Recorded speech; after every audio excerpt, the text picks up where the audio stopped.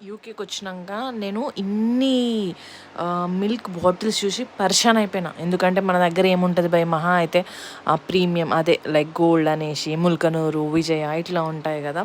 But ఇక్కడ ఏంటంటే milk పేర్లన్నీ ఒకటేలాగా ఉన్నా కూడా skimmed, semi skimmed, almond milk, Jersey milk అన్నీ డిఫరెంట్గా ఉంటాయి. అండ్ ఇందులో చిన్నవి ఉంటాయి, మీడియంవి ఉంటాయి, లార్జ్ ఉంటాయి. ఇందులో అసలు ఏది తీసుకోవాలో తెలియదు.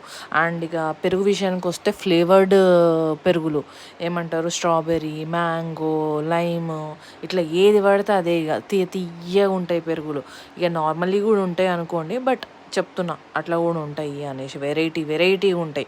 ఇన్ని పాలల్లో ఏది తీసుకోవాలో అర్థం కాక లాస్ట్కి ఏదో స్కిమ్డ్ మిల్క్ అని ఉంది, అది తీసుకొచ్చేసిన. ఇంకా అంతేకాకుండా కార్న్ఫ్లెక్స్ ట్రై చేద్దాం అనుకుంటున్నా, ఎందుకంటే మార్నింగ్ టైం ఉండలేదు బ్రేక్ఫాస్ట్కి. చూద్దాం.